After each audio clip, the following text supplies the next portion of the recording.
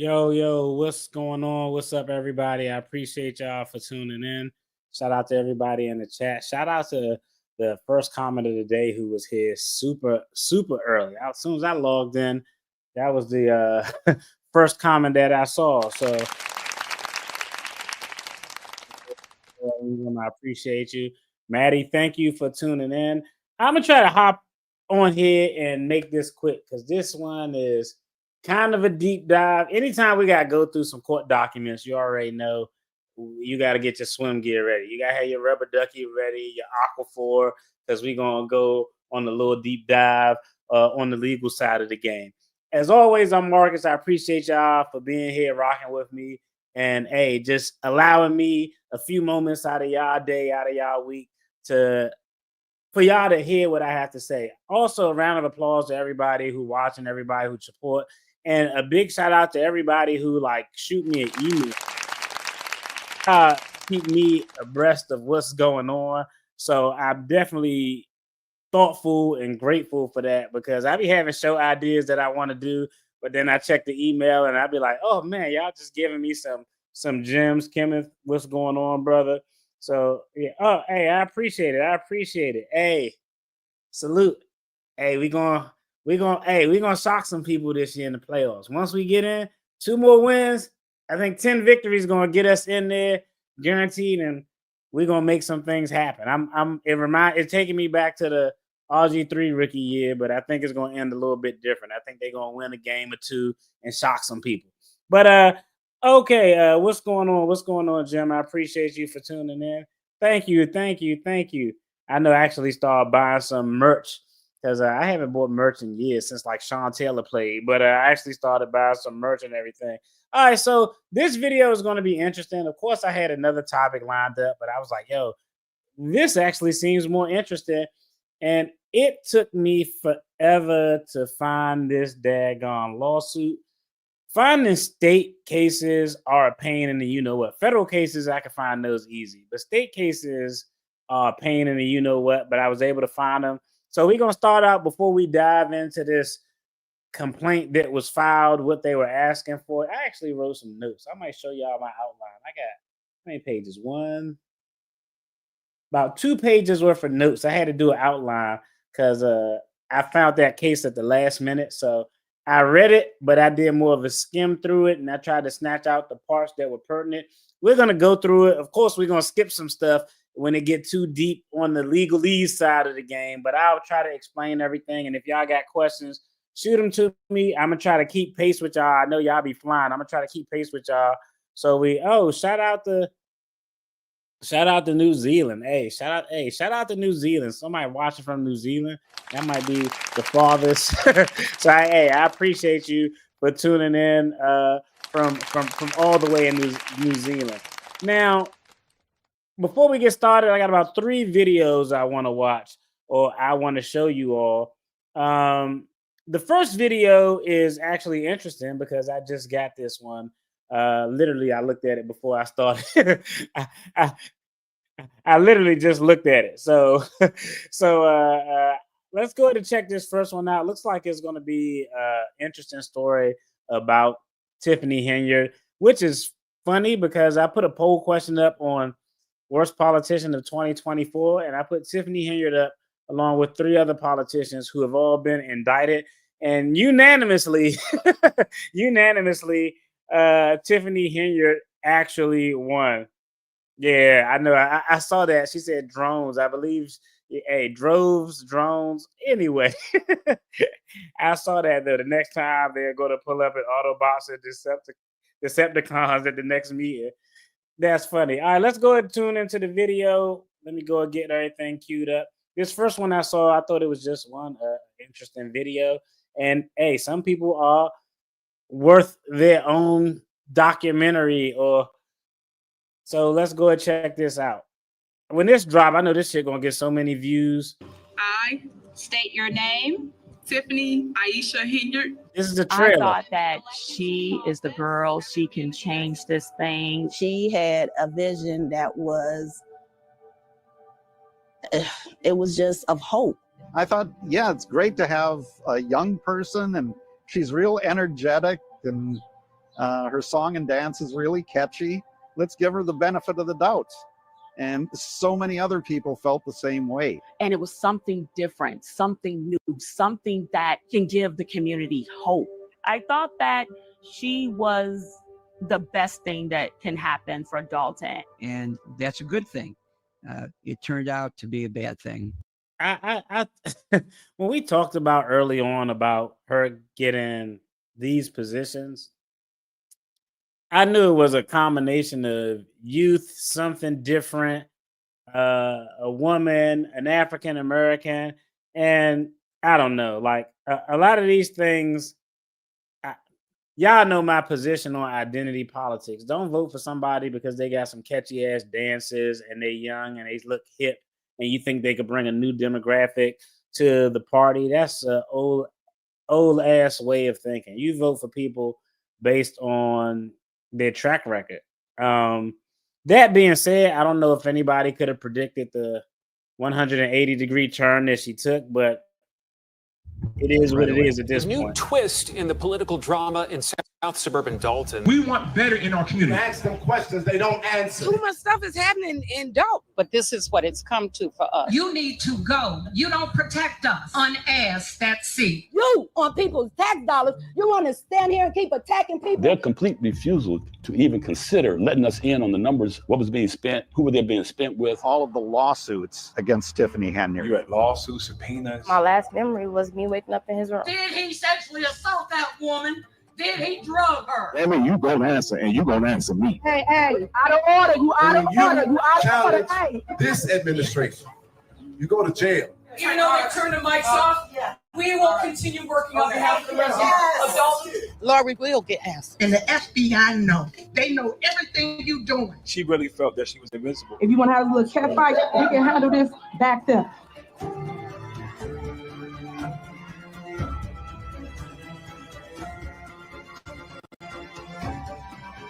That shit gonna slap. I tell y'all right now, like. Keep on coming for Tiffany Henyard, the controversial Thornton. All right, I'm telling y'all right now, that video right there is going to be amazing. Let's go ahead and jump to the other video because I want to get all these videos out the way so we can slide into this lawsuit and read everything. Hey, shout out to the West Coast. Hey, I see you, Miss Brooks, chiming in. Shout out to the West Coast. Hey, I'm out on that side of town pretty often. I go out there pretty often. So shout out to everybody in the chat. Hey, MD. Wake me up when the nightmare is over.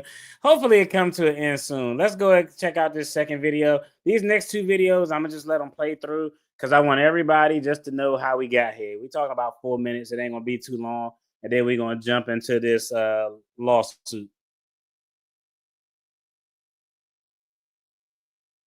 Keep on coming for Tiffany Henyard, the controversial Thornton Township supervisor. Special board meeting today fails to produce a quorum. And WGN's Jenna Barnes is live in South Holland with the latest tonight. Jenna.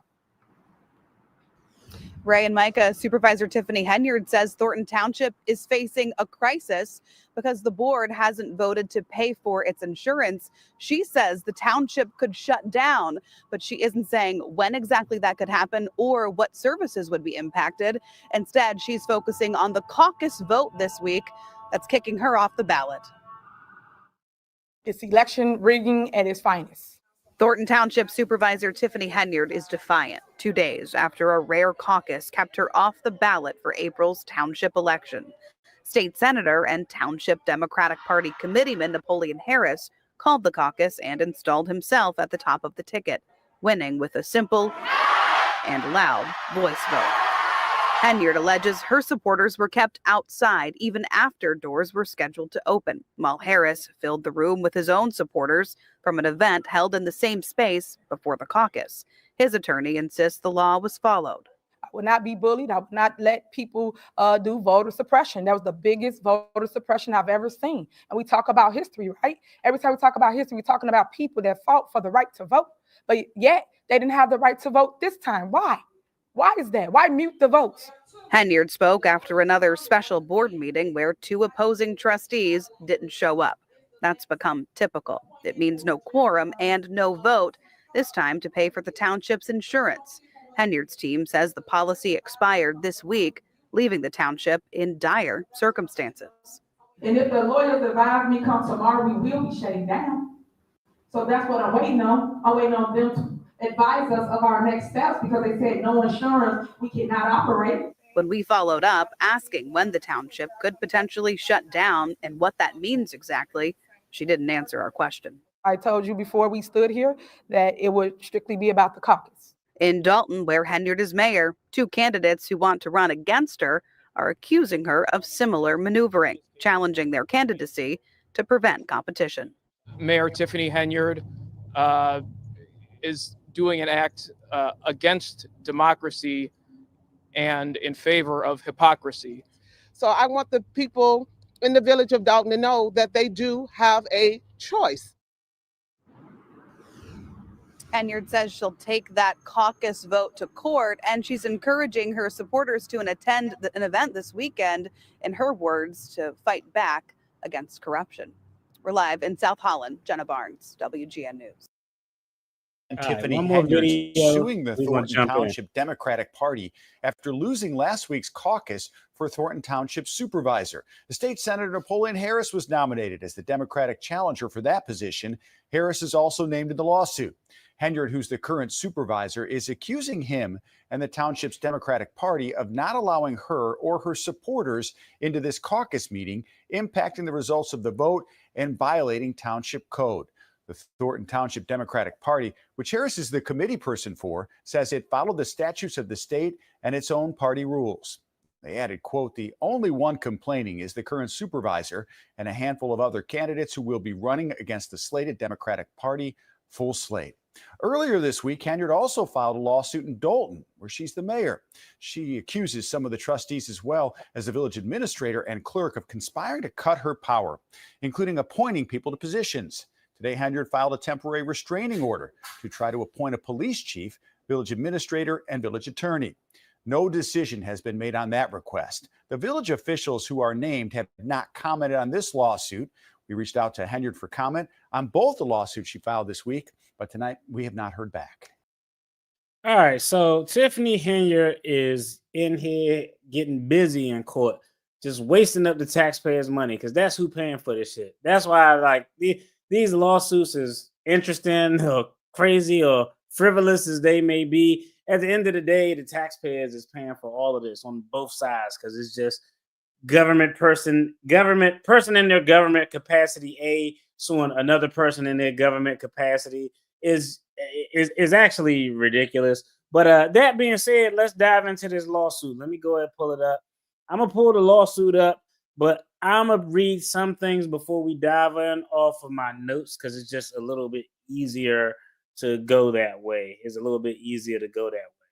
So let's go ahead, get this lawsuit on the screen. We're gonna do it that way just in case y'all wanna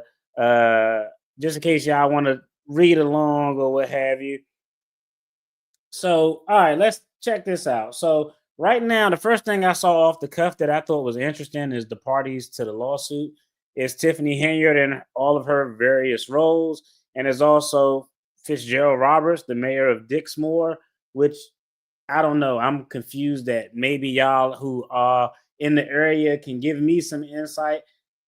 I'm kind of confused, or I don't know what backdoor deal was made or why he would be a named party in this actual lawsuit. I don't know. There's no reason that I would want to be a named party in a lawsuit as a plaintiff with Tiffany Henyard, even if the reason is, let's say the reason was a legitimate reason. Even if the reason is legitimate, she just got too much shit going on.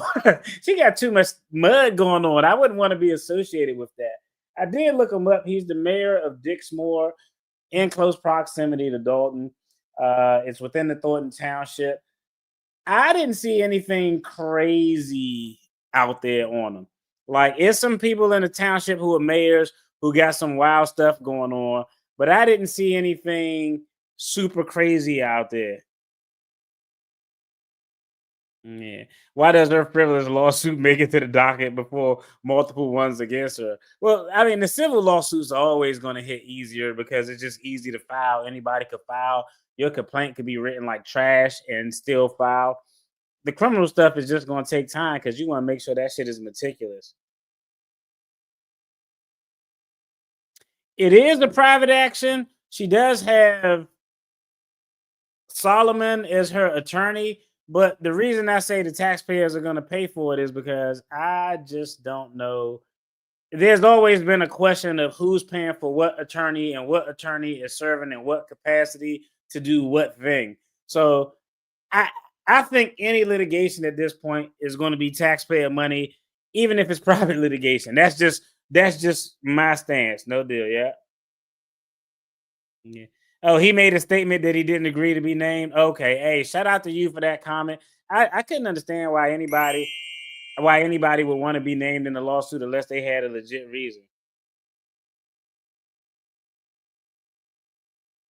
Oh, that'll be easy. So he should easily be able to file a motion and get removed as a party. All right. So that was the first thing. See, y'all co-counsel. Shout out to y'all. All right. So the allegations, and I'm just reading off of my outline.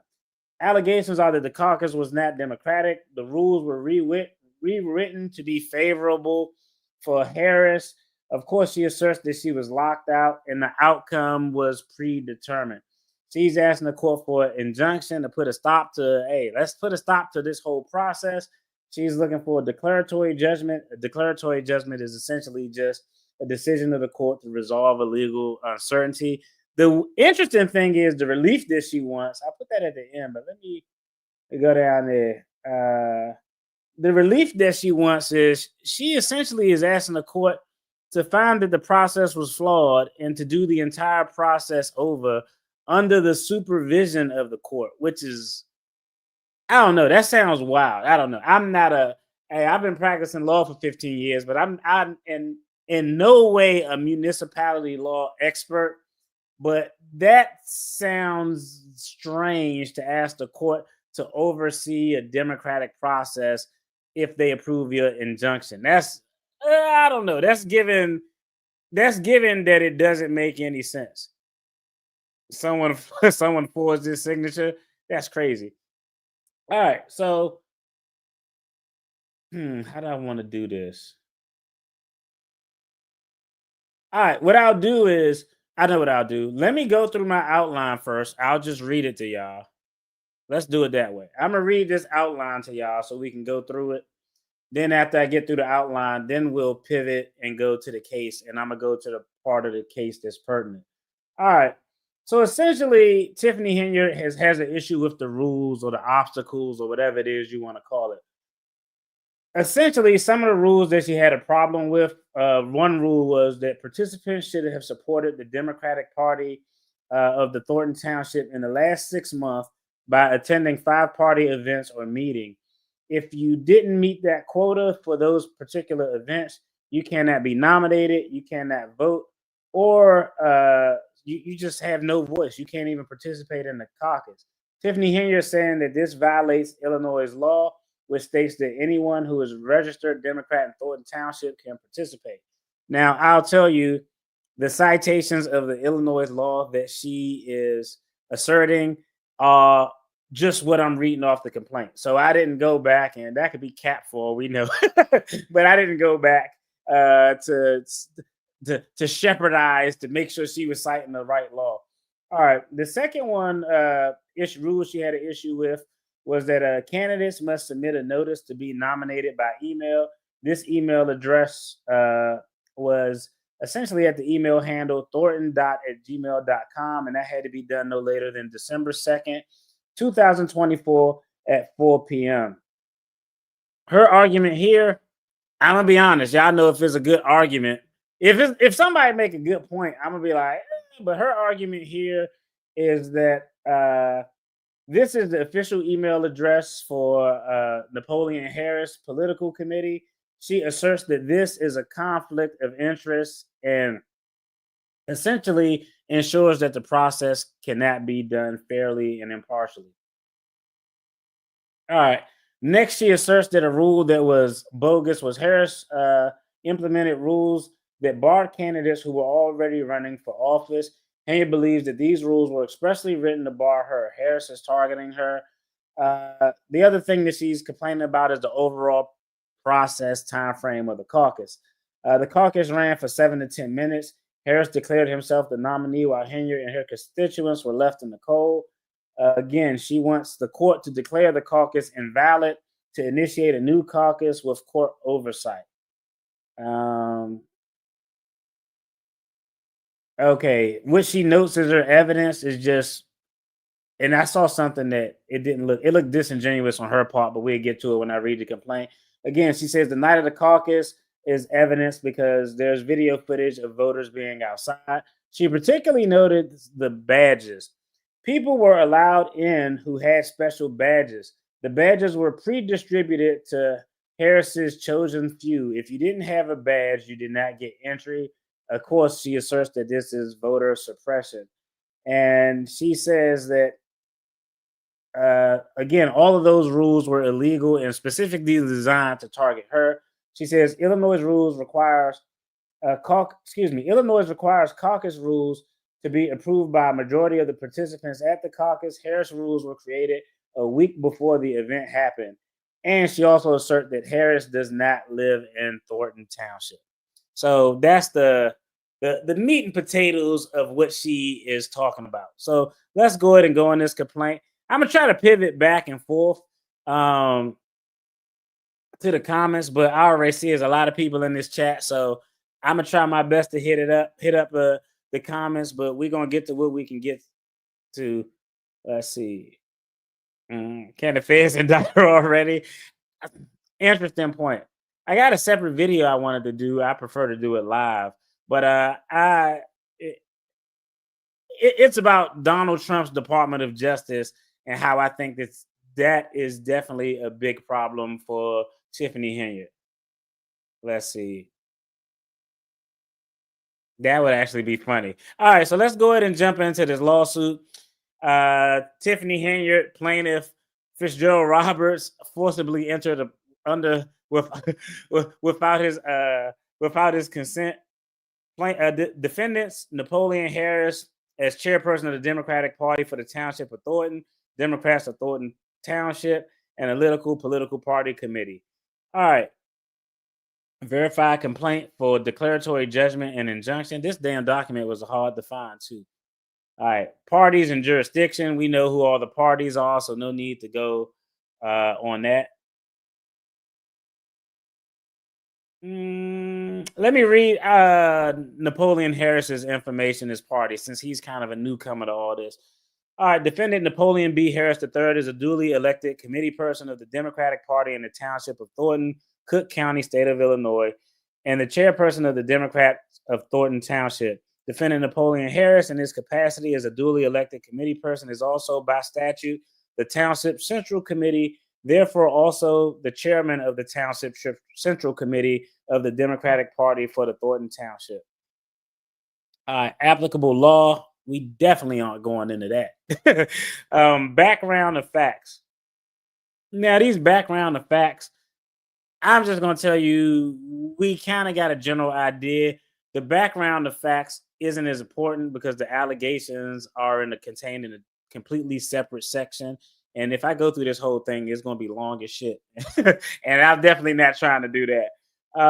Let me see. And remember, this is my first time, actually second time. I kind of looked at it a little bit beforehand, but let's see. All right, on December 3rd, pursuant to the provisions of Section 45-10 of Illinois Township Code, a caucus of the Democratic Party was held for the Township of Thornton for the purpose of nominating candidates of the Democratic Party for the various township offices to be voted upon at the consolidated general election to be held on April 1st, 2025. The caucus was held at Homewood Flossmoor Park District Auditorium located at 2010 Chestnut Road, Homewood, Illinois. The caucus was scheduled to commence at 7 p.m. The caucus commenced at approximately 7 p.m. and the caucus was concluded at 7:10 p.m. All right. Allegations. Again, they cite a statute. Pursuant to Illinois Township Code, the Township Central Committee shall promulgate rules of procedure under section blah, blah, blah. We not going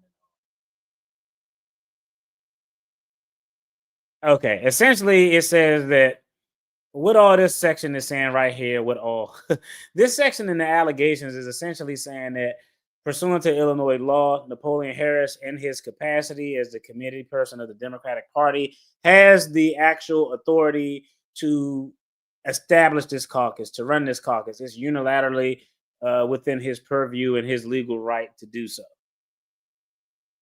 We aren't going through all of that. Those rules are crazy. We're going to get down to the meat and potatoes.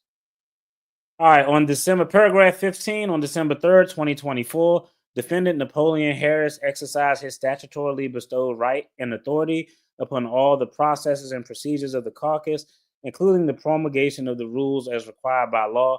A copy of the rules of procedures adopted at and for the caucus is attached hereto, identified as Exhibit A.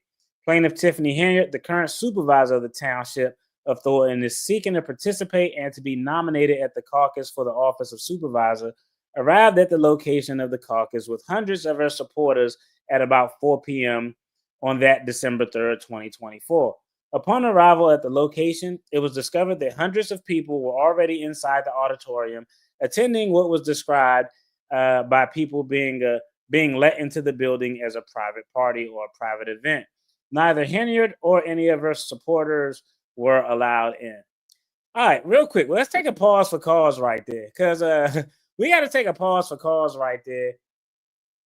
Essentially, because I think everybody in the chat is probably in the loop and understands that there's actually video footage out there of her actually being in the facility when the crowd wasn't rowdy, wasn't excited. It was clearly, it appears to be, just to me and an objective observer, it appears that she was in the building prior to the caucus starting, because it wasn't rowdy, it wasn't raucous, it wasn't lit, it wasn't any of those things. Everybody was calm. She was hugging persons who she's known and things like that. So I find it interesting that I don't know, I wouldn't have included that. I wouldn't have included that in the language, considering that there's video footage of you, which purports, in my personal opinion, to show that you are in the caucus prior to it being a rowdy. You were in the building prior to the caucus starting. So I don't see anywhere where she's probably going to change that. But yeah, it said upon arrival at the location, it was discovered that hundreds of people were already inside the auditorium. What was described by the people being let into the building as a private party. Neither Henyard or any of her supporters were allowed in. That actually might not be a fabrication. I can't really tell, because when we looked at, I want y'all to remember, words are important. And when we looked at the video with Tiffany Henyard, nah, that's cap. I retract that. That's cap. All right. Paragraph 18. It appears as if only people with a certain identifiable tag or badge and people that were handpicked by recognition were allowed into the building for the private party or private event. The tag or badge clearly read Thornton Township Democratic Caucus Delegate, Committeeman Napoleon B. Harris III, 2024. A copy of a picture showing the tag or badge hanging on the lanyard worn by one of the actual participants of the private party or private event is attached and identified as Exhibit B. At about 6:30 p.m., a lot of people had gathered outside of the auditorium in the freezing cold weather, waiting in line to be let into the building. Many others were in buses and cars waiting to be let in. At about 6:40 p.m., the doors were open for people to start coming inside. However, the people who were already inside the auditorium for the private event or private party never exited the building. The auditorium was never emptied out to begin the process of allowing only qualified caucus participants in the auditorium. We'll talk about it later, but sometimes, regardless what you think about people, some people do make fair points. And we got to remember, this isn't the first time Tiffany Henyard filed a lawsuit. We actually went through her recall effort that was litigated that she was successful on. So sometimes, you file a lawsuit, you throw a bunch of shit on the wall and let the court separate out what's good and what's not. So that could be the approach here. At or about 6:50 p.m., Henyard was helped to the front of the line in order to enter the building. At approximately 7 p.m., Defendant Harris began to preside over the caucus. Plaintiff Henyard attempted to address Defendant Harris, but was told that she was out of order and not recognized, wherein Harris then ordered for her to be removed. That order was never carried out. That sounds like some Tiffany Henyard, Mayor Clark shit. All right, Plaintiff Fitzgerald Roberts. Okay, he just got thrown in here for no good reason. Plaintiff Fitzgerald Roberts had arrived at approximately 6:30 p.m. with many of his residents and constituents for the purposes of participating, nominating candidates, and voting in the caucus. Roberts and all of his residents and constituents too waited in line outside of the building in the freezing weather. At about 7:10 p.m., it was announced that the caucus was over. That's just felt funny. Like, hey, whatever we think about Tiffany Henyard, the caucus officially lasting for 10 minutes is crazy work. Like, I'm gonna just be honest. Like, I would inherently look at that and be like, it was 10 minutes, bruh. I'm gonna inherently look at that as sketch. That's pretty fast.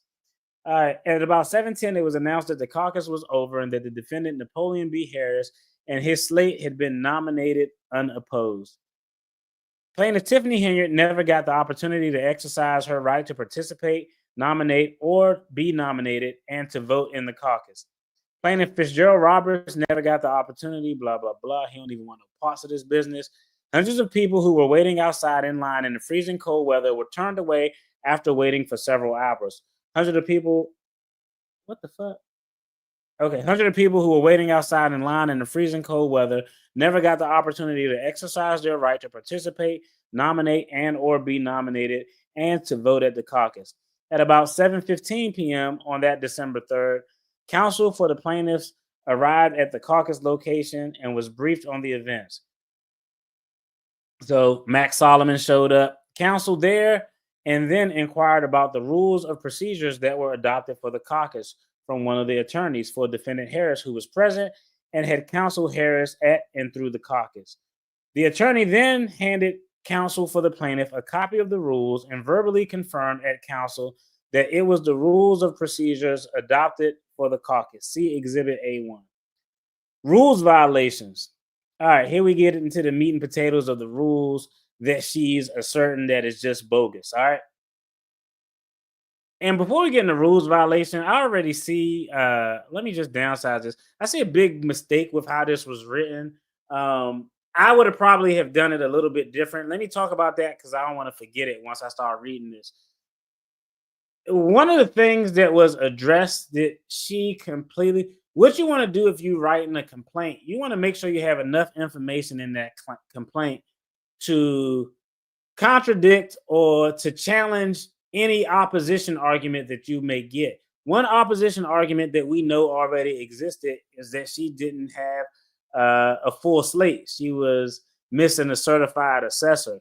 So if she in fact had a certified assessor, the proper way to draft it after you lay out the parties, the jurisdiction, the venue, this is the right courthouse. The next section should have been a section that shows that me as the plaintiff or her as the plaintiff had actually met the requirement to actually have a full slate. So I find it interesting that all of that is wiped out. When we first talked about this, one of the first things I said is, I think that she does have a legitimate legal argument. I think she made more than a few good points.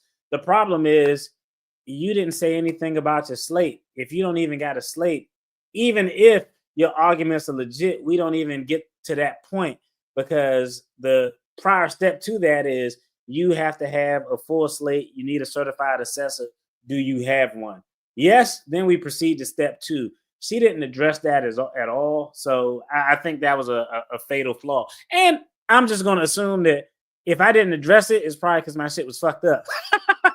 I don't. Generally, I would have put it down. I think that's the best way to draft it. But if it's not addressed, I'm assuming it wasn't addressed because she probably wasn't in compliance. That's just my assumption. All right, let's go ahead and jump back in. All right.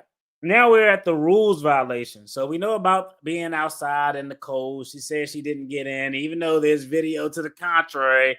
Some people would call cap on that. But let's talk about the rules violations. All right. It was then gathered that copies of the rules, procedures promulgated and adopted by defendant Napoleon Harris were never provided to the caucus participants, either in advance of the caucus or at the caucus or during the caucus, in violation of Section 45-50, subsection A of the Illinois Township Code, which provides that the rules of procedure for conducting a caucus must be approved and may be amended by the majority vote of the qualified participants attending the caucus. It was then gathered that the rules and procedures promulgated and adopted by Harris impose additional and unlawful qualifications upon the would-be participants, in that nominations can only be made by individuals who are members in good standing. To be considered in good standing, the individual must have participated, assisted, or otherwise supported the Democratic Party of Thornton Township in the last 6 months by attending or participating in at least 5 meetings, I'm assuming. Okay, that's weird. This thing got weird spaces in it. All right. It says the actual copies of the rules and procedures physically handed to the attorney Max Solomon is the copy of which is attached and identified as Exhibit A of the Democratic Party of Thornton Township supported or sponsored events, functions, or what the hell? This all jacked up. Okay. All right. I see how it's written now. This is fucked up. All right. Democratic Party of Thornton Township in the last 6 months by attending or participating in at least 5 of the Democratic Party of Thornton Township supported or sponsored events, functions, or meetings. This is a violation of Section 45-50, subsection B4 of the Illinois Township Code, which provides that nominees for selection as a candidate shall be accepted from any qualified participant at the caucus. Most egregiously, it was gathered that the requirements to have participated, assisted, or otherwise supported the Democratic Party of Thornton Township in the last 6 months by attending or participating in at least 5 of the Democratic Party of Thornton Township supported or sponsored events, functions, or meetings, as stated in the rules, meant, amongst other things, that a participant must be a dues-paying member or must have donated in cash or in kind to the Democrats of Thornton Township, the political party committee chaired by defendant Napoleon Harris, including but not limited to having helped circulate petitions for and on behalf of the Democratic Party candidates. This is a clear attempt to circumvent Section 45-50, subsection E2, which states that no candidate for nominee shall be required to file a fee to become a candidate at a caucus. Now, the other thing you gotta remember, because I know a lot of y'all gonna be like, "Yo, she sound like she laying out some good points," but we always have to remember that this is a complaint. You can say and assert anything you want in a complaint. So we will have to wait to see what the actual answer is. But I mean, if the allegations as alleged in the complaint are true, which I am skeptical, I am highly skeptical. But if the allegations as alleged are true, I think everybody will be like, yeah, this shit sound a little shady. Okay. But I call cap. I don't think some things may be as alleged. I don't think everything is as alleged. More importantly, she never addressed the fact whether or not she had a full slate or not. All right. It says, paragraph 35, it was then gathered that the rules of procedures promulgated and adopted by defendant Harris impose additional unlawful, impossible requirements upon the would-be nominees, in that written notice of intent to be a caucus slate of nominees shall be required and shall be accepted from any qualified participant of the caucus.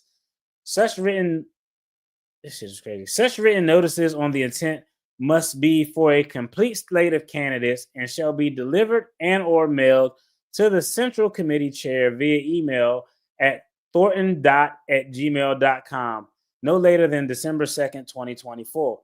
The notice of intent due date. See Exhibit A, Article 5, Section C4. This is egregiously violative of for several reasons, including but not limited to the fact that, one, the rules or procedures were not made available to would-be participants or nominees either in advance of the caucus or at the caucus or during the caucus. 2 emails were required to be sent to thornton.@gmail.com. Dot being Democrats of Thornton Township, the political party committee chaired by Defendant Harris, and the email address being emailed to the committee. And okay, so she's saying the same thing I said when I went through the outline. The email address that you have to send all of your shit to is essentially the email address for Napoleon Harris for his political campaign, which is actually wild. All right. In 3, the opportunity to be nominated under this rule was closed the day before the caucus. This is in violation of the spirit of democracy, inclusion, and enfranchisement, and no less in violation of another section of Illinois Township Code. Okay, so let's back up real quick. This is actually an interesting argument because I think here, so just reading this, I'm gonna just go out on a limb and say she didn't have a slate. She didn't have a certified assessor. Her slate was fucked up. Okay, I'm just assuming from this that her slate was fucked up, because if it wasn't, that would have been outlined in the beginning. It would have been parties, jurisdiction, venue. Then I would have listed all of the stuff that she would have done as candidate to make sure she met the threshold to actually be considered as a nominee and have a vote and all of that stuff. And when I didn't saw that, I thought, hey, something is weird here. But let me go back. I want to go back to this part real quick, because this part was actually interesting. Okay, her argument isn't that, so we could track in. Her argument isn't that, yo, I didn't have a slate. Her argument is that the rules that they established for this procedure that said you need to have a full slate, they didn't distribute those rules out in time for me to even be aware. They weren't distributed before, at, or during the caucus. So essentially she's saying that, yo, I would have had a full slate, but it was unbeknownst to me that I needed a full slate because the rules that he implemented weren't distributed to persons in any way that would allow them to be able to do what they need to do to make sure they had a full slate. I mean, it's an argument. It's an argument. I'll tell you, it's not the greatest argument, but it's not the worst argument. And I say it's not the worst argument.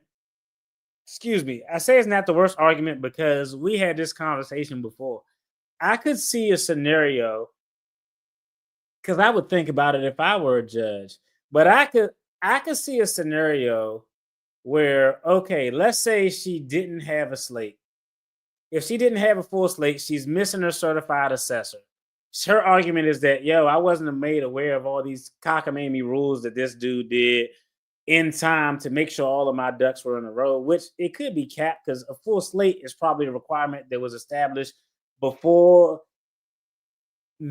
these new set of rules she's asserting that he made were established. But let's give her the benefit of the doubt, which we probably shouldn't. But let's just say I can see a scenario where if a judge looks at the facts of the case, right, not her complaint, but they look at her complaint, they look at his answer, they look at the facts and the evidence, I could really see a scenario where if such an egregious miscarriage of the right to vote was found by the court, they could potentially ignore whatever minor procedural mishap could have occurred.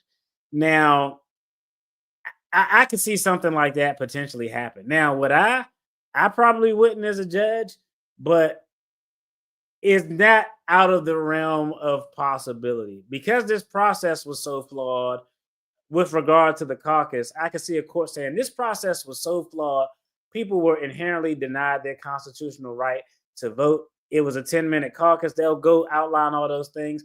Even though the candidate failed to provide evidence that she had a full slate, I could see if the court found an egregious miscarriage with regard to the right to vote, a situation where they may be willing to bypass that. And, you know, at some point, you got to make an argument. Like I said in the beginning, part of this game is sometimes when you don't know what to argue, you throw a bunch of shit on the wall and you got to see what sticks. And hopefully you let the court siphon through all that manure until they find a salient argument. So, all right, let's go ahead and get back through this. Then I'm going to jump back in the comments. All right. Let's see. Hold on. I got to take a water break. All right. Hold on. I need a. Give me 1 second. Give me 1 second. I got to do something ghetto. Got it. Oh, man, I got to open this door. It's getting kind of hot reading all these lies. Like now, reading all these allegations. All right. All right. So let's see. Where we picked up at. Caucus written. We were at paragraph.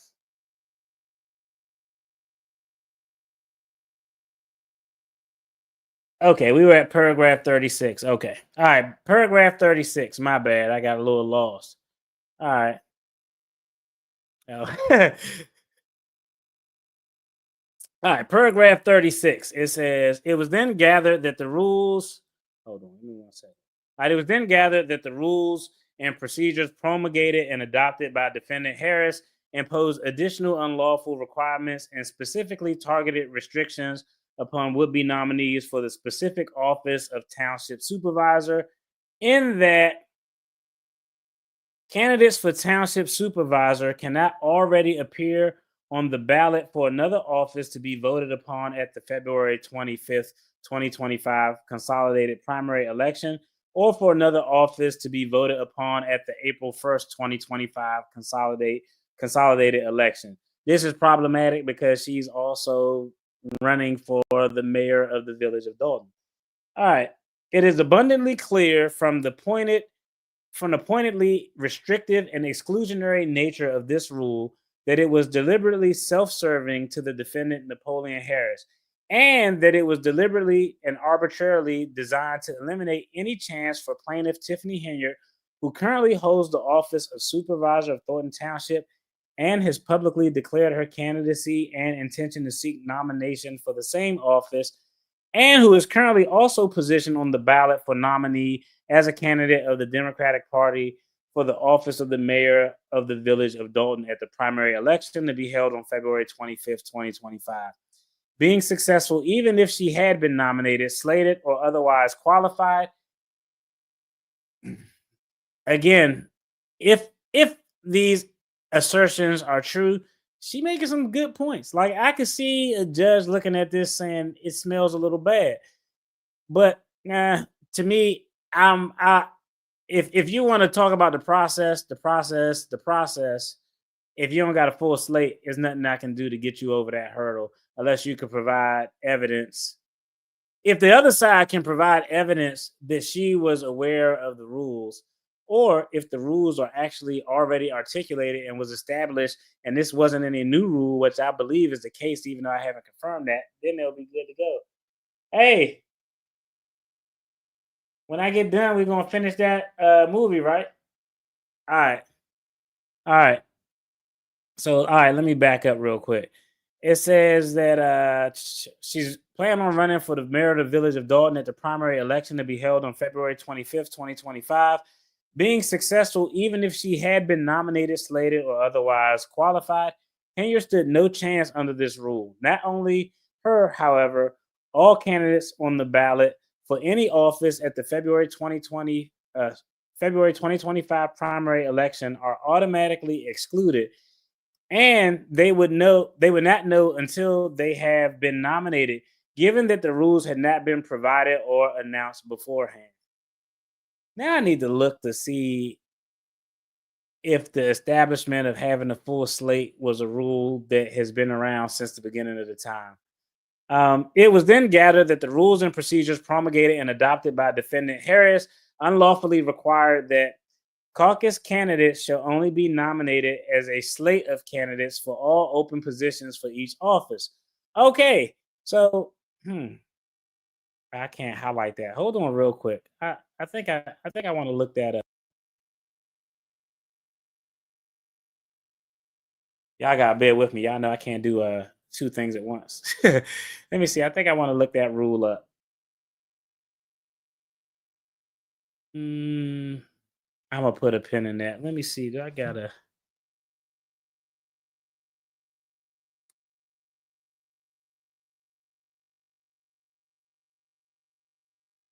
I gotta write a note because if I don't, I forget it. But I think I want to look that up to see how long that rule has been around. Because the way she has this drafted, as if these are all new rules that was established by Napoleon Harris in his role as, essentially the boss hog of the DNC in Thornton Township.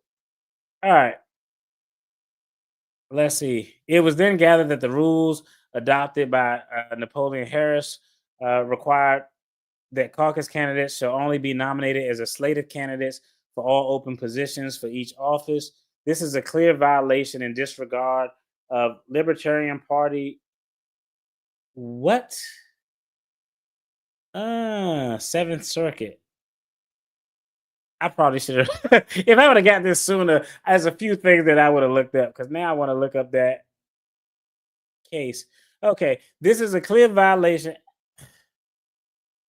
Now this is getting interesting because if these are accurate, I'm not saying they are, but if these assertions are accurate, hey, she might get another dub on the case related to this in court.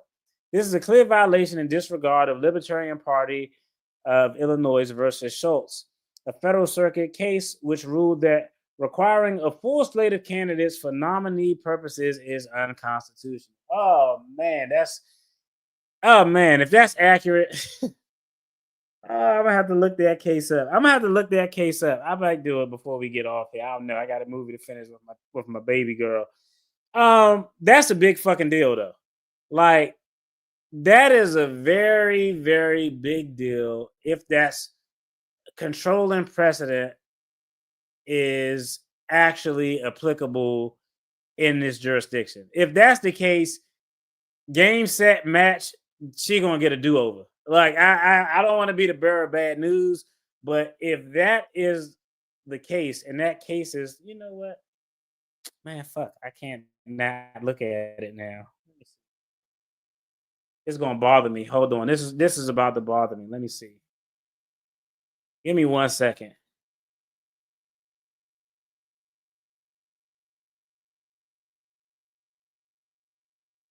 Let's see. Libertarian Party of Illinois versus Schultz, 872 F3rd 518.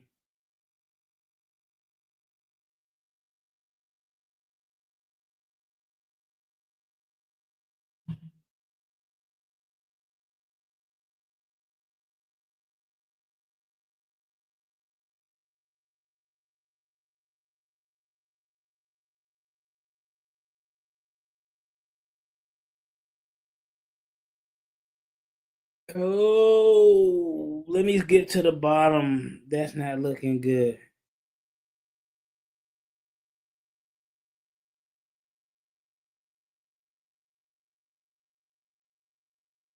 Let me see. The full slate requirements really burns for them. God damn, I'm not about to read this case. this case long as shit. Hey, my bad, yo. This case is long as hell, but let me see.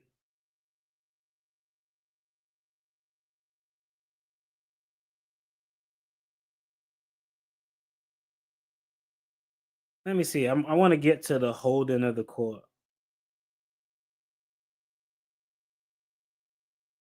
Let me see. The full slate requirement, the only one of its kind in the country, severely burdens the First Amendment rights of minor parties and their members, and it must be narrowly drawn to advance the state interest to a compelling import. That's some legal standard work. Illinois emphasizes that these interests are served by reserving the ballot for parties with at least a modicum of public support. No one doubts that Illinois' stated interest are compelling in the abstract, but the full slate requirement doesn't advance them. By creating unwanted candidacies, the requirement, as Illinois would tell it, the requirement egregiously set minor parties into two camps: those that have a bunch of ready candidates for every race and those that don't. But like other laws, the full slate requirement shapes the behavior of those it binds. Whatever it aims, the requirement forces a minority party to field unserious candidates as a condition of nominating a truly committed candidate. The Libertarian Party, for example, might have filled 6 other Kane County slots with Fox friends or relatives.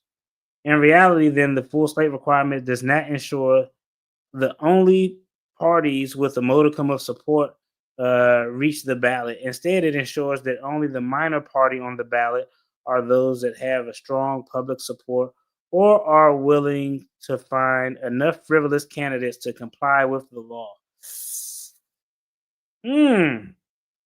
This is actually interesting. Like, I don't know. Like, all right, so damn, man, I may have to do a live breaking down this case.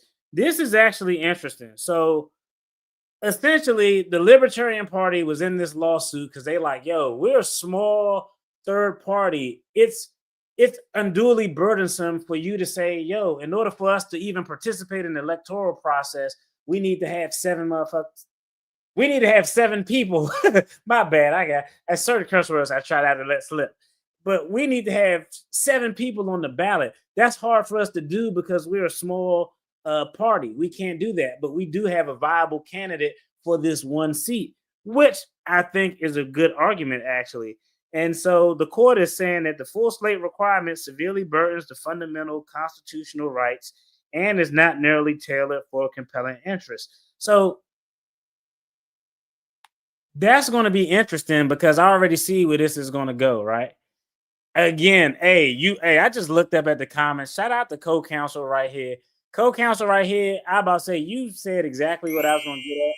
I already knew what the argument was going to be, and you hit the nail on the head. Shout out to y'all co-counsel. Y'all in the chat doing y'all thing. I know I haven't been looking because there's so many of y'all in here tonight. But, y'all been in the chat doing y'all thing, but you made a great point. So the argument to be made is that applies to a third party. The Democratic and the Republican Party are the only 2 really viable parties. The court's opinion in that case doesn't burden the Democratic Party because they aren't a small third party. So as one of the only 2 main parties in any essential municipality, you should have more than enough viable candidates. So I think that, one, I'm gonna just be honest, I think is a great fucking argument. I think whatever, shout out to Max Solomon. I know he was disbarred and rebarred again. Shout out to you for complying with those things, but shout out to him for drafting this because I think that's a good argument. But I do think that argument is not going to be a successful argument for the exact reason. You can see just in the very few sections that I read out loud, the court's focus was on the slate requirement, putting a small third party at a disadvantage because they don't have a lot of viable candidates to fill a slot. So I think that argument won't be a strong argument considering that she's registered as a Democrat. Now, if she was registered as like the Blue Party or the Boston Tea Party, that shit might be she might have knocked it out of the park, personally. All right, let's go ahead and get through the rest of this complaint so I could jump in the chat, see what y'all talking about. I think I might put a link up tonight and see if anybody want to get on and just talk about this. Your face will not be shown. Nobody's going to be smoking weed on my live stream and get YouTube on a brother's ass. But I think we might do that tonight. All right. So in paragraph 38, in addition, and very worthy of notes. In addition, and very worthy of note is that the rules and procedures promulgated and adopted by defendant Napoleon B. Harris has already been adopted on November 26, 2024, 1 week before the caucus date of December 3rd, and 1 week before the rules were to be approved or amended by a majority vote of qualified participants attending the caucus. Finally, defendant Harris, who declares himself the winner of the caucus and the nominated candidate of the Democratic Party for the office of supervisor for the Township of Thornton at the election to be held on April 1st, 2025, is not in fact qualified to be nominated. Neither is he qualified to be a participant of and in the caucus, much less nominated. Napoleon Harris, who is also a current state senator of Illinois 15th District, is not in fact a resident of Thornton, of the Township of Thornton. Upon information and belief, and according to public records, Harris resides at a property located at his address. This is in violation of the rules of procedures promulgated and adopted. Defendant Napoleon Harris, his own rules that only individuals who reside within Thornton Township shall be allowed to participate in the caucus.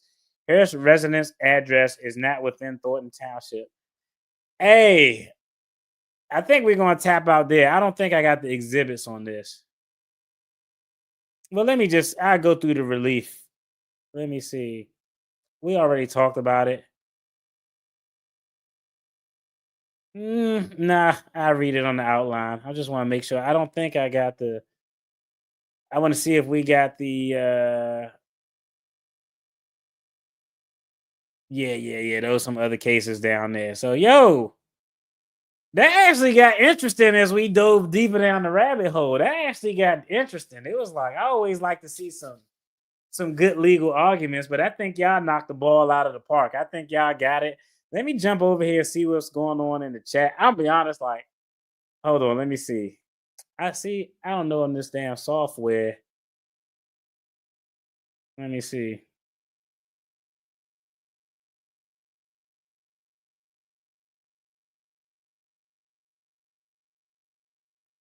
Yep. I agree. That's the argument right there. That's the argument that needs to be made. Now, I will tell you, if he doesn't live in the township, that's a whole nother problem.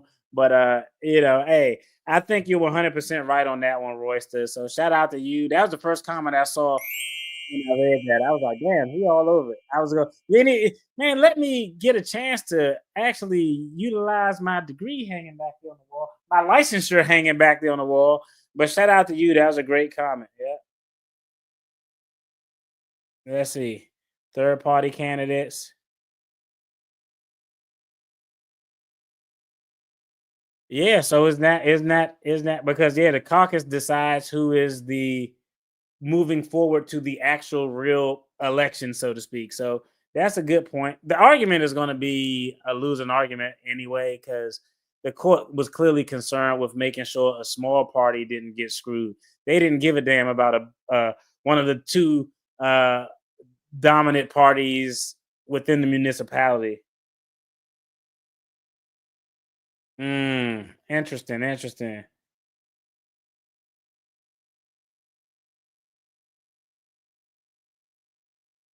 It is what it is. She keeps claiming Harris wasn't qualified due to lack of residence. She doesn't live in the township. She's being evicted. Where does she live? That's a good point. Where is her domicile at? I never thought about that. That's actually a good argument. Yeah, she's doing the same thing. Whatever she's asserting that was done to her, she's doing the same thing. So it's the pot calling the kettle black.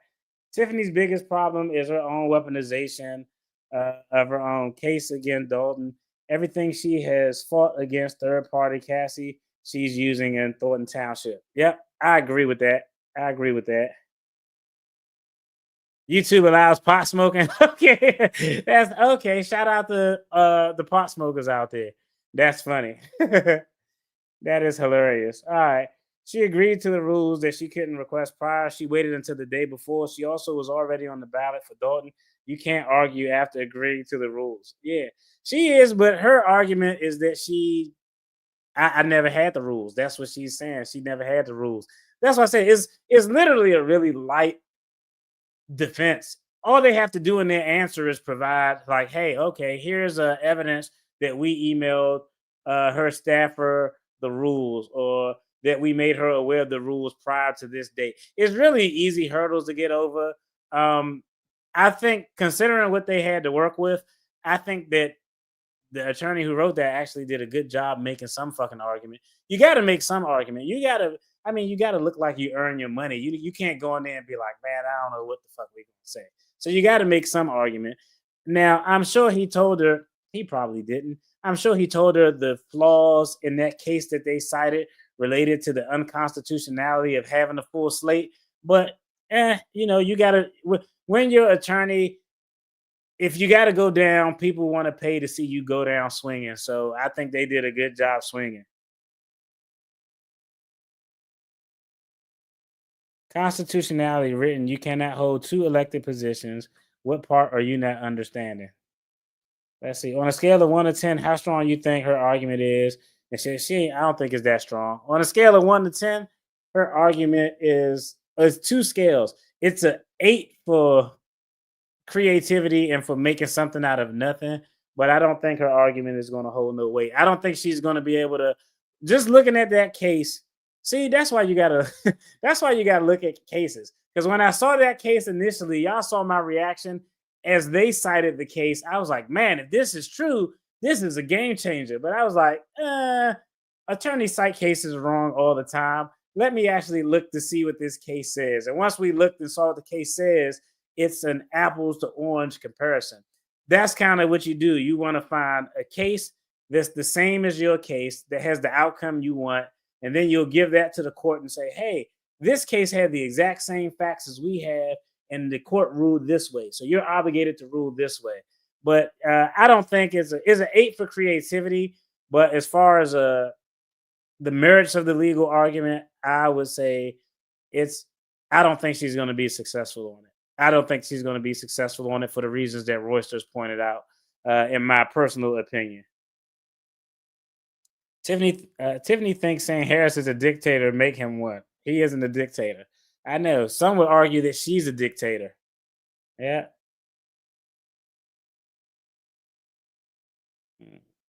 Hey, Booker. Hey, I got it. I'm with you. She can't hold 2 elected positions. I got it. Yeah.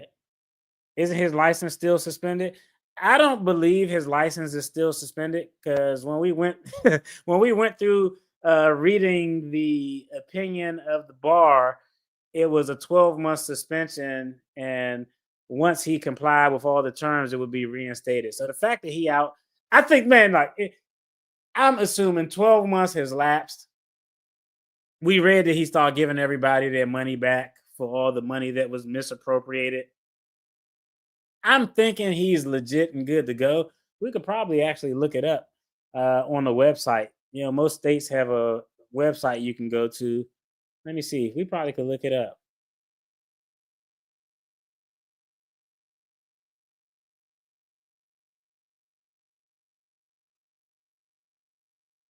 I'm pretty sure he's in good standing though.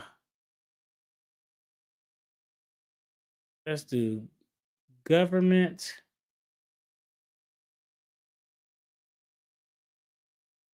Let me see. I'm trying to look to see. Illinois Bar Association attorney search.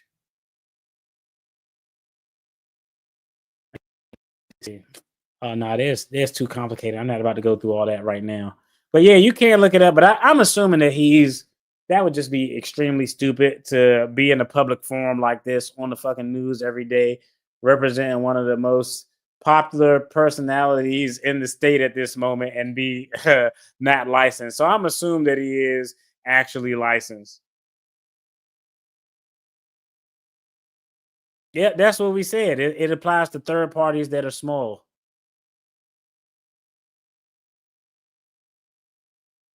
Exactly. I believe there are only 4 assessors in the entire state. She locked one out of their office and fired her. And Chris Gonzalez is another one. She is down 2 options, and she didn't have them.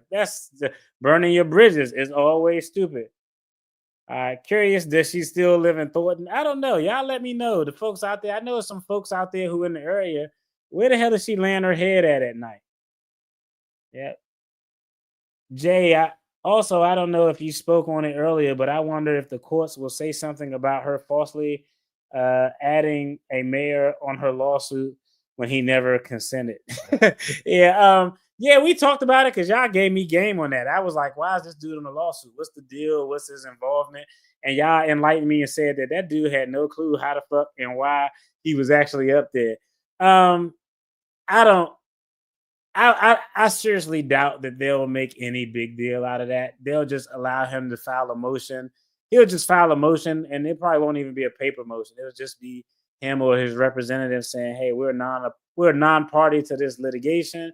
We're requesting to be removed because we have no interest in this litigation and we have no harm." You can't be a party to a lawsuit if you have no harm. The only person who was harmed is her. So, yeah.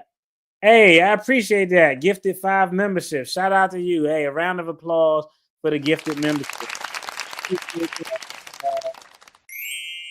When you do stuff like that, now I gotta make sure I get some high speed stuff out there. I appreciate that for sure. Does it matter that she didn't have a problem until her people weren't there on time? I mean, I don't know. Like, if her people were there on time, I'm gonna be honest. Like, do y'all think had she been allowed to go in, I don't think it would have played out. I mean, do y'all think it would have played out any differently? I don't know. I don't know how many people were out there really to support her. So let's say all of her voters that she had. She said she had, I think, 300 to 500 were the numbers I was hearing. I don't even know if that's accurate, but I don't think it would have made a difference, you know. And the court isn't going to look at that. They're just going to look at what's on the paper, what's being asserted. They're not going to look at, well, you weren't bitching and complaining until after. You didn't assert these things when you found out that these rules that you believe were unjust to you were actually issued. So,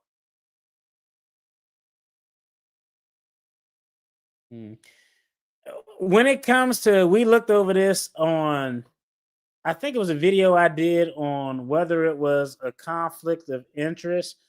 They essentially have a list in Illinois. They have a list where the attorney general has looked at all of these positions: trustee, school board member, state congressman, treasurer for a township.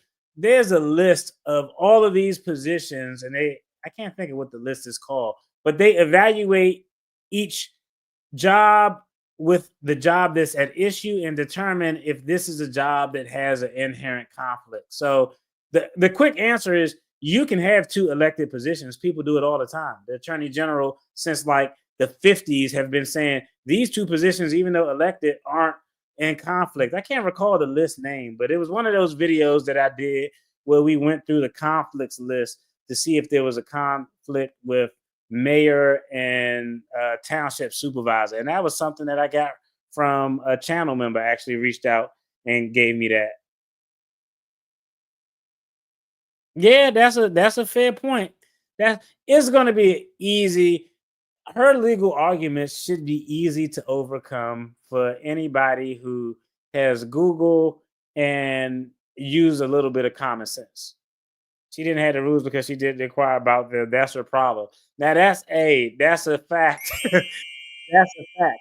You don't bitch about the rules until you find out about them, and when you find out about them, it's too late. That's a good point.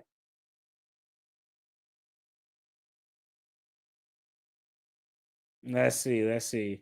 She's lacking integrity. Integrity matter when it's in front of a judge. Yeah, I don't think any judge is going to give her any benefit of the doubt. Normally, a judge will try to help people fumble and bumble their way through a lawsuit, but she got an attorney. So, yeah. It says she knew about the caucus in September. Why didn't she research about the rules, even if some of it were changed? I agree. That's a good point. I actually saw one news story where they said the fact that you didn't know about the rules is error on your team and your attorneys. They should have had you well apprised of all of that stuff well in advance so you can have your ducks in a row. Let's see. John Bates, how does the electoral board process or hearing on the 17th of December of the electoral board differ from the lawsuit and the circuit court differ? Couldn't it just play out in the electoral board hearing? Nah, it can't. The court is always going to be the final arbiter of anything. I'm not sure. Again, I'm saying this as a guy from a different who lived in a different place, and I'm not a municipality law expert. I'm just going through using my everyday legal acumen. But the court is always going to be the end all be all, because what could happen is, let's say at the electoral board meeting, that is ruled not in favor of Tiffany Henyard. Well, what Tiffany Henyard is going to do is she always does. She's going to file a lawsuit saying that this process wasn't fair, and that's going to end up in the court. So at the end of the day, the court's determination is going to end up being the final one. The court is always the final arbiter in anything. And I guarantee you, if that electoral board process doesn't go out in her favor, she's going to bitch and complain and probably file a lawsuit about that. Yeah. In Southland, people in offices have 2 government positions. Yeah, and we talked about that. Okay, but many reported on the. Okay, we talked about that too, because like where I live, you can't have 2 government positions. You can't have 2 government positions if you elected.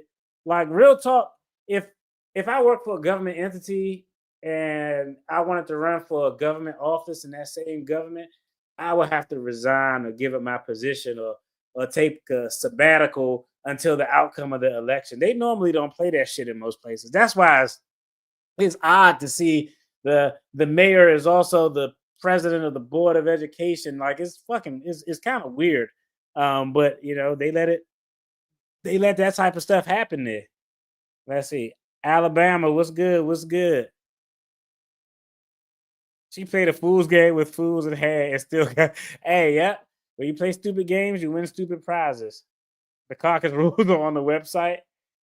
Now, hey, she gonna throw everything out there, because literally, she said that she wasn't allowed to get in, and there's video footage of her being in. That's literally the first thought I had was, I wonder in the lawsuit, is she gonna say that she wasn't allowed to get in when there's video footage of you being actually in the building, not in the building, in the room where the caucus was held prior to the caucus being held. So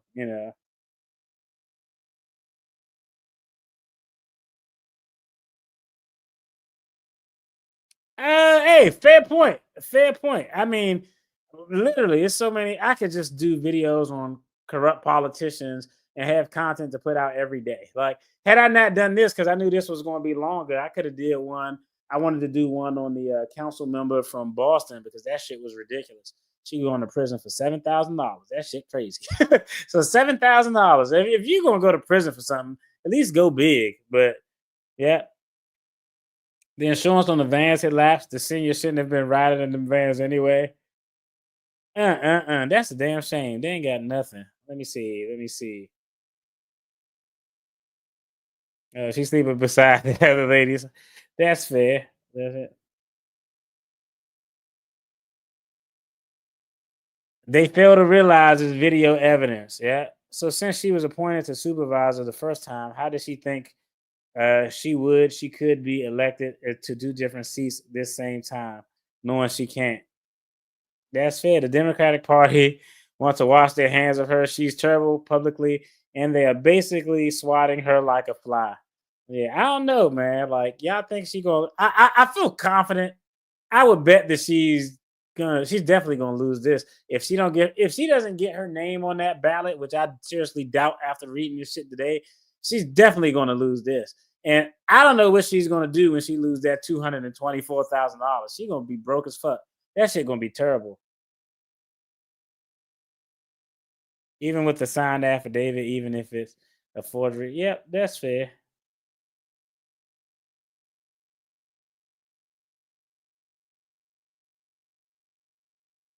Yeah, you can't compare local. You talk about local government compared to federal government. That's like 2 different things. The local government, they don't even know their own rules and procedures. That's why she was actually able to win in court and defeat the recall attempt when she was the mayor. So I think that's apples and oranges, apple and oranges comparison. Let me see. Yeah, it is. It is a when you add someone's names to a lawsuit, most times you have to authenticate something saying that I'm a party to this lawsuit. It is, but I don't think that. You think the mayor from the other side is going to make a big deal about it? He's probably not. I wouldn't. Do the residents cover the cost of her attorney? I thought the judge gave him 30 days and said the lady attorney wasn't approved. The attorney for this is Solomon. Solomon is her personal attorney from everything that I can gather. It's all over the place though. She got the one guy day A, another guy day B. Solomon is her personal attorney. So I do believe that he's representing her in her personal capacity. But I think I think anytime a lawsuit is filed, I'm just assuming that the taxpayers are paying for it. Because I mean, I don't know. You think I don't know. I question whether she's paying for it out of her own money. That's my general thought. I think it would have ended in a melee or havoc if they would have showed up. Yeah. Let's see. I'm just trying to make sure all right, let me see. I'm gonna try something different here. Give me a second. I think I gotta go here. All right, let's go here. Let's go here. Here. All right, copy.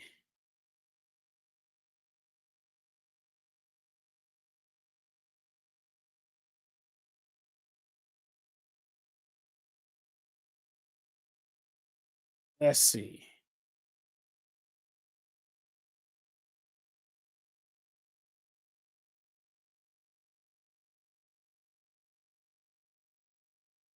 All right, I'm gonna post this link right there. So if anybody want to chop up something and talk about this, we got a few minutes before we get out of here. If anybody want to discuss anything on this wild case we went through. 275K she gets at Thornton. She snuck a raise there for her last. Really? It's 275 now? She gonna be broke as fuck. Could you imagine making what $325,000 between both salaries, and then you going from $325,000 to $50,000? That might be enough to drive a person to the fucking crazy house. Yeah. She has no business sense, none whatsoever. Let's see. The female is attorney. The judge gave 30 days. Max is still suspended. That's crazy. Hold up. This dude's crazy as hell. Because I did see the sister there. And I'm going to be honest, the sister got on my nerves in that video I saw. Did y'all see the video where they were talking about the lawsuit? And the sister was like when you do, I'm not a fan when people do goofy shit and then they automatically want to be like, but it's a travesty because they just attacking me as a black man or as a black woman. I don't want to hear that. Everybody try to play that card. That's crazy. Let me look this up real quick.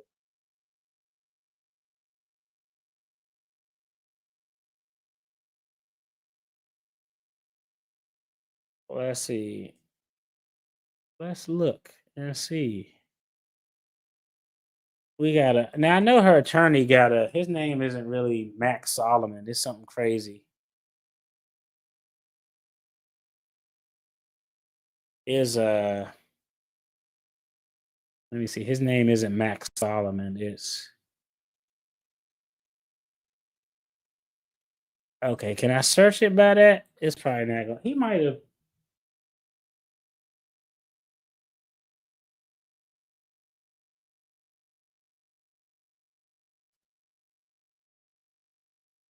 Let's see. Search.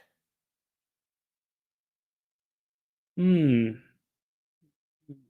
it's something. His name is something. Let me find his full name. What is his full name? Somebody drop this dude full name in the chat so I could.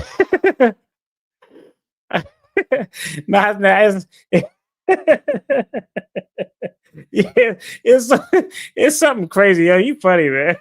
That's funny. It is a wild ass name, man. Yeah, he ran and lost. He ran in a lot of elections. Like his name is synonymous with taking L's in elections. Because I looked it up too. There you go. Yeah, this dude's name is wild. Yeah, this dude name is Wow. McSteven is Wow. All right, let's see.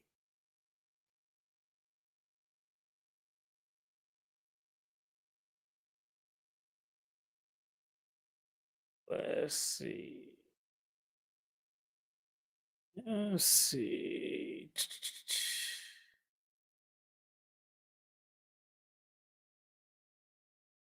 That's crazy. I ain't getting no hits on that. Let me see. Illinois State Bar Association. All right, case referral. Find a lawyer online.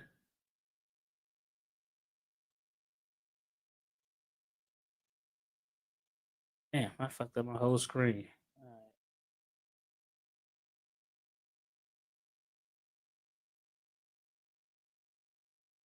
That's crazy. I ain't getting nothing up here. Yeah, if that's accurate, what y'all telling me, he's ridiculous. If this dude is out here with no license, he about to get his black ass thrown in jail. That's crazy.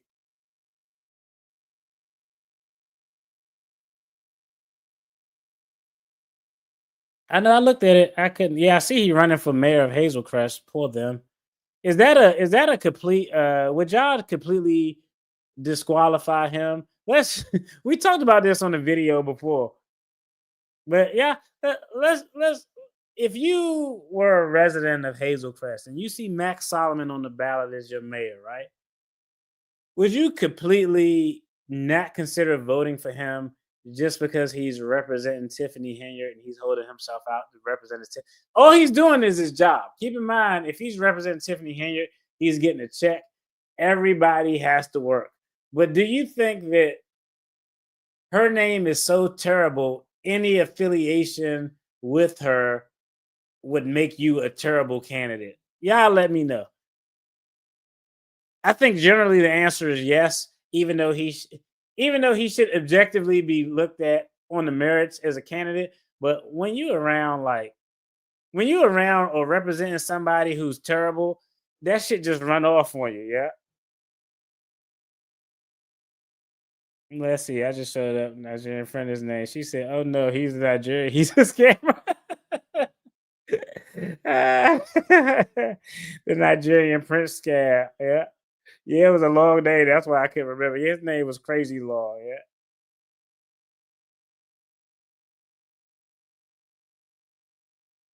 Yeah. Okay, let me see.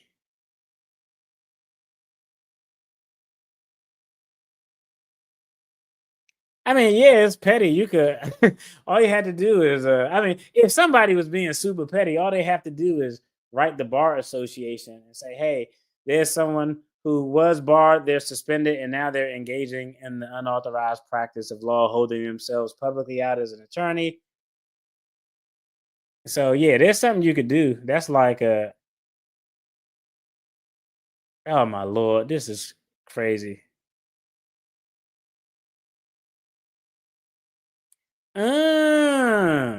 That's crazy. This dude been practicing for damn near long as I did, and he got to be supervised by another attorney because he don't know what he's doing. That's crazy work. Like he might, I ain't gonna say he the worst lawyer in the game, but that's wild to be in the game over a decade. Because bro graduated around the same time I did. When we looked it up, I was like, damn, bro, you've been at this too long to need a supervising attorney. Let's see. She ain't gonna shut up. Some people don't. It's two types of clients that you don't want to represent: clients who don't pay you, and clients who don't pay you, and clients who don't listen. And she strikes me as both. Okay, let me see. Let me pull up the email.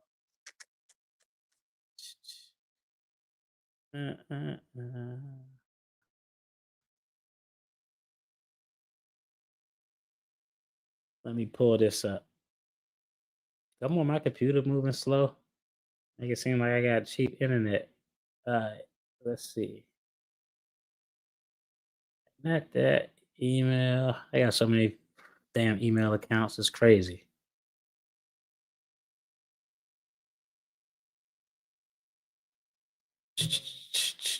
Y'all know I can't do two things at once, so y'all gotta have a little patience. with your boy. All right, let's see.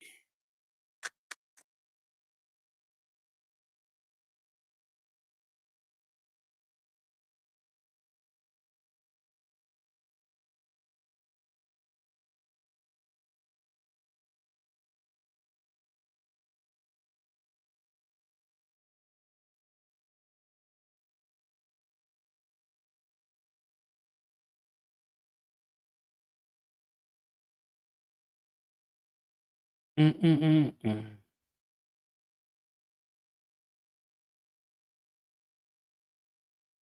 Oh yeah, he's still Hey, shout out to you, co-counsel. I'm gonna share this. Let me copy this. Shout out to you, co-counsel, for coming through on the email side of the game. Shout out to you. Hey, I'm gonna give a round of applause.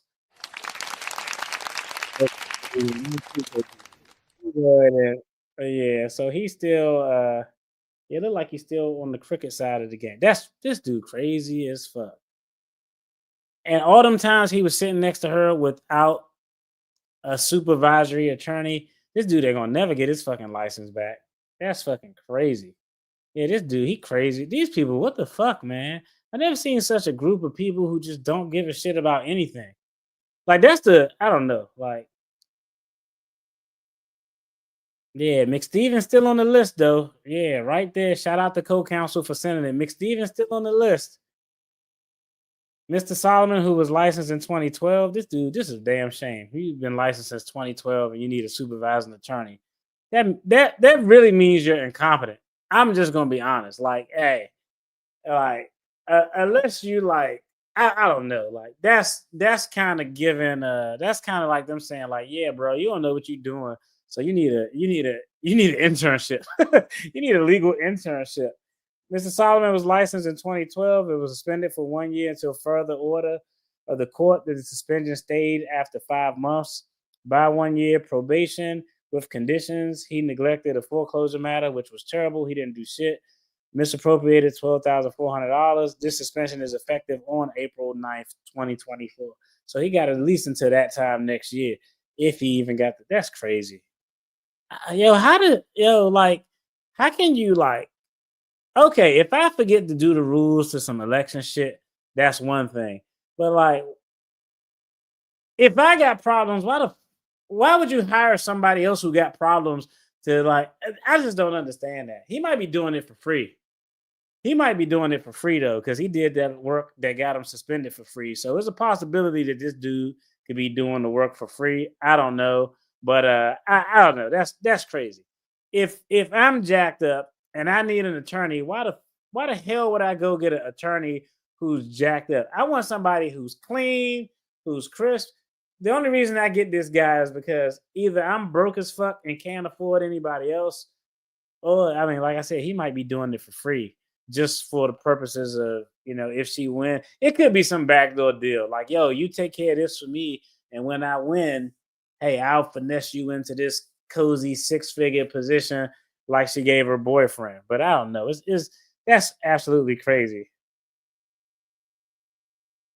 That's a goddamn shame. This dude been practicing since 2012 and need a goddamn mentor. That's fucking asinine. I'm sorry. That's ridiculous.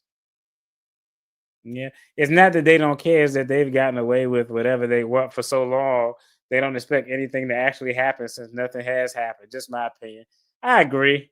Because honestly, she should have been held in contempt when she had that crazy ass non-qualified cop harassing those people over the signs. I believe all these people are just full of it. They didn't want to go against the black woman who was narcissistic and ghetto because they didn't want to see racist, and that's the truth. People always like to pull that card out. I agree. Yeah, but she said he is the head attorney in the news interviews. How you gonna be the head attorney and you need a mentor? You are pretty much an intern. Like they got this thing in law school, like in your last year, you can like practice. It's called the 3rd-year practice rule. So I remember when I was a trial attorney, I would have an intern. And it was cool because the intern could do trials, but I just had to be there with him all the time. It was actually a pain in the ass having an intern because every time he did something, I had to be standing there beside him the whole time. But this dude pretty much is a third-year law student. That's crazy. That is the work of politics since day one. Give people something.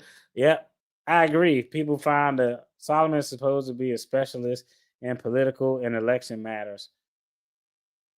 I don't know. I don't see it in his background. Like, what makes you a specialist? What makes you a specialist because you call yourself a specialist?